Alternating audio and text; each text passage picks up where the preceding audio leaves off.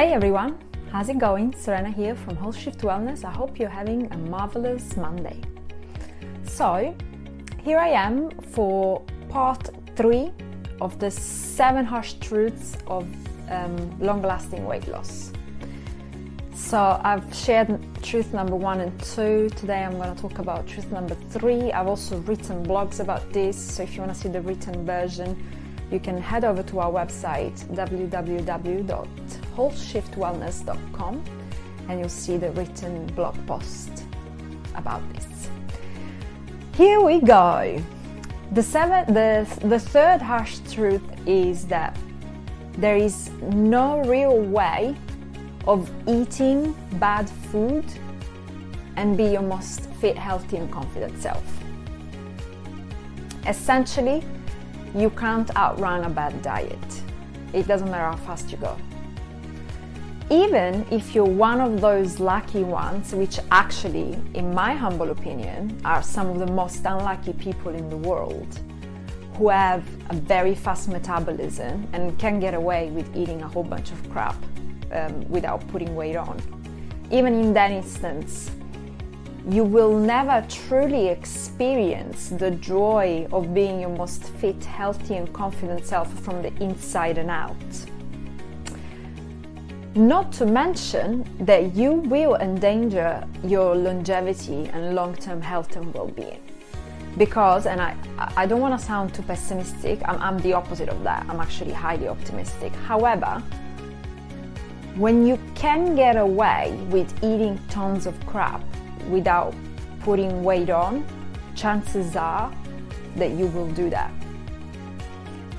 And the side effects of a bad diet, if they don't show in the short term through weight gain, they will inevitably show up in the long term through chronic disease. And when it gets to that point, let me tell you, it's not fun. You don't want to get to that point. And that's why I was saying that it's just human nature. We are motivated by vanity, and that's fine, you know. And so if you lack that motivation, you're going to push the boundary. You're going to try and eat as bad as possible for as long as possible. But the greatest level of health, fitness and well-being will forever escape you. This is also why I don't believe in such diets as keto or Weight Watchers. I think, well, keto I did a live on Saturday, I believe. So if you want my 2 cents on that, I'm not going to repeat myself. Feel free to go and catch that video. It's still on my timeline. But it's nothing but a creative way for the market to offer people what they want, which is eat bacon, cheese and butter and still lose weight. But anyways, I delved a little bit deeper in my previous life when it comes to keto diets. The Weight Watchers method or any of these other methods that revolve, scoring points and you being able, really they are based on the premise that you are able to eat whatever you want as long as you work within the framework of these points and you don't overdo it on the points. So they're advocating that actually you can achieve the intended results even by eating cake and burgers and whatever you may want to. And the problem with that is that if you give people the option of eating junk, that's what they go for. Not because we're faulty. There are some mechanisms that are as old as humanity itself, the principle of conservation of energy, and we're always, we are biologically driven and attracted by high calorie dense foods. And so by using the points as a framework and telling people, actually, as long as you eat 10 points, it doesn't matter what you're eating 10 points of, you're going to lose weight. You're not incentivizing them to make the shift towards learning to fall in love with eating healthy food. and really experiencing the true joy that comes from eating nutrient-dense foods. And you know, I'm not saying that you shouldn't treat yourself or that you should, you know, lose the joy of eating and that you should only have steamed rice and broccoli and that it should be a journey of deprivation and misery. It's quite the opposite of that. I'm a foodie by nature. I love food, and I also love going out to eat food, but I love eating healthy food, and I have learned to fall in love with eating food that really fuels my body with the nutrients it needs. What those point systems lack to appreciate is that your body doesn't merely need calories to survive. Your body needs nutrients to survive and thrive. You know, if you're just looking for survival, that's one thing. If you're looking to thrive, then that's a different story.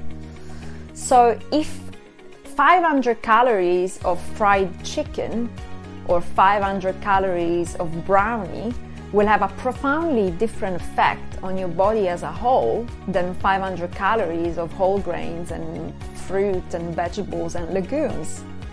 So the premise that so long as you're eating X amount of calories, it doesn't matter where you're getting them from, is faulty at the root level, because it actually does matter quite a bit, you know. And this is the reason why sometimes you go have one of them junk meals from a fast food chain, and you can easily consume 2,500 if not 4,000 calories in one sitting and still leave that place feeling like you could be eating more and it wasn't enough. And this is because not only is the food made in a laboratory in order to stimulate you in such a way, but also it's lacking fundamental nutrients. So it doesn't matter if you've eaten 2,500 or 4,000 calories, because the body will still continue to crave the micronutrients it needs to thrive, you know. So it becomes a catch-22, and it's not the answer, you know. There is no real way of eating junk and being healthy. You know, so let's all stop looking for that shortcut, and let's learn to fall in love with the stuff that actually is good for us, that serves us in the best possible ways, that fuels us in the best possible way. That is the greatest, most nutritious way to eat, and also has the greatest positive impact on the world and humanity as a whole. Because that's when you'll really experience your greatest level of health, fitness, well-being, but also confidence and life satisfaction, when you know that the choices that you're making are having a positive impact that goes beyond just you, yourself, and your life. So again, let me reiterate, it doesn't mean that you only can eat boring food and that you can't eat anything fun and that you can't go out and treat yourself. That's not what I'm saying. A treat once or twice a week within the big scheme of an overall balanced diet is not going to affect you negatively. But you've got to constantly shift the balance towards the healthiest possible foods out there. Gradually, progressively, in a way that's still fun, in a way that you still enjoy. There's no way around that. I'm sorry to say, there really isn't. And actually, it's good, because once your taste buds adapt and shift truly, which is possible at any age, never too late to train your taste buds. You can learn to love healthy food much as you can learn to love junk food. You know, it's the same process. But once you do learn to love food that's good for you, it won't feel like a sacrifice to eat it. It won't feel like you're depriving yourself of anything. Quite the opposite. It will feel depriving to eat something bad, because you become really present immediately to the negative effects it has on you. So I invite you to stop chasing this shortcut of, you know, the diet that allows you to eat all the junk and still lose weight. how much time have you wasted on that? How much more time are you going to give onto these like fads? You know, it's like they claim to be the quick solution. I tell you, people spend 20 years trialing quick solutions that don't work. Stop wasting your time. Accept this harsh truth for what it is. Embrace it, and it will be transformational. Really, it will shift your life onto a whole new level. So, don't hate me for it. I come from a place of love and service, and I truly, genuinely want the best for you. If you have any questions, any doubts, any comments, please just note them down. Don't forget to subscribe to the YouTube channel where I post all these videos in full length every week, and also the blogs, the newsletter on www.wholeshiftwellness.com, so that you can receive the blogs and videos before anybody else. And every little bit of this information that you plug into your life is really nurturing the positive thoughts and the shift that you're trying to make in a positive direction. Hope this helps. I shall check with you guys very soon.